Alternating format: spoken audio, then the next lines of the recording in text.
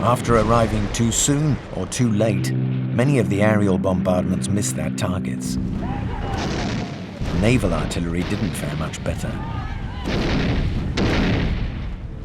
The early hour of the landings, determined by the tide, didn't give it enough time to successfully carry out its pulverization of the Atlantic Wall.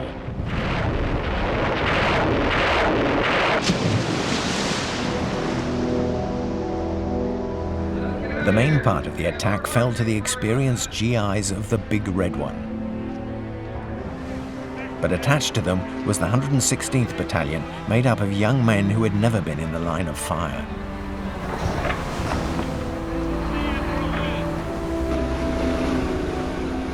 To keep out of the range of enemy fire, the landing craft were released onto a rough sea too far from the coast. The men were crammed in like pack animals. Robert Capa, the only photographer present that day, said, "When the noise of the first shell hit our ears, we hit the deck and lay in our vomit without watching the coast approach."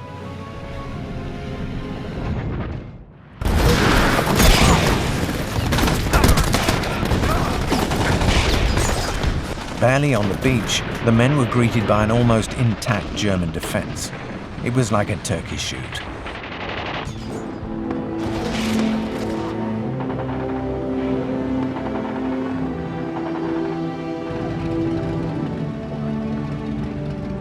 The wind brought in the tide earlier than forecast.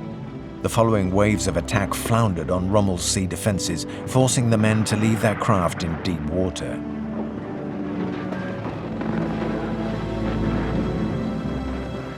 Unable to advance, they grouped together in the center of the beach, reduced to sending the same terrifyingly precise message, nailed to the spot by enemy artillery, more like crucified, as shown by these few remaining photos by Capa. The rest were accidentally destroyed.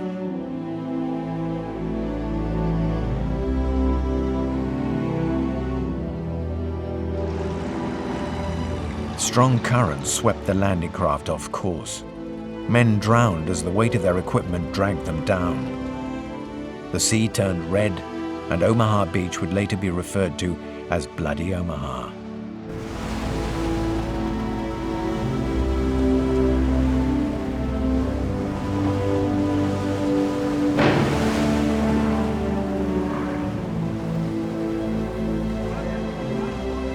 The US command considered calling off the offensive, a desperate measure which would mean abandoning those who had already landed to their fate.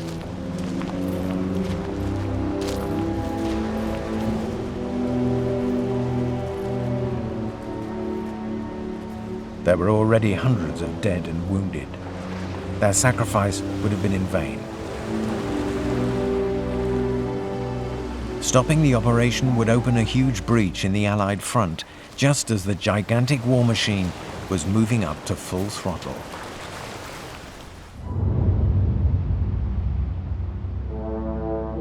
The morning of June the 6th, daybreak revealed an armada of 7,000 vessels approaching the Normandy coasts.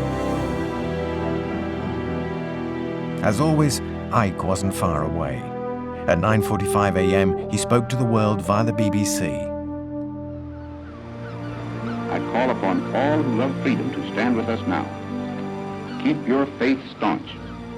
Our arms are resolute. Together we shall achieve victory. Across a 45-mile front, there was practically one boat every 250 meters with air cover from 11,000 planes. 6 hours after landing at Omaha, the boys were still stuck at the foot of the cliff.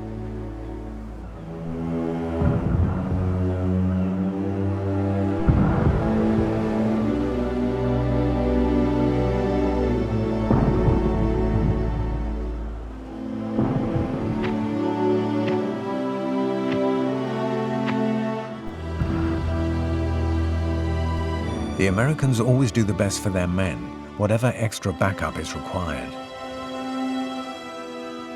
Even the first assault waves were accompanied by an experienced medical corps ready to take immediate care of the wounded, including the enemy.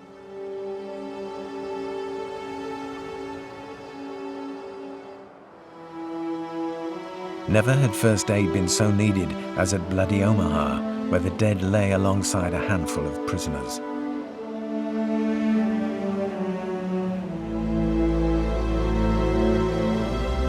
"3,000 Americans lost their lives on the most deadly of the 5 beaches used for the landings.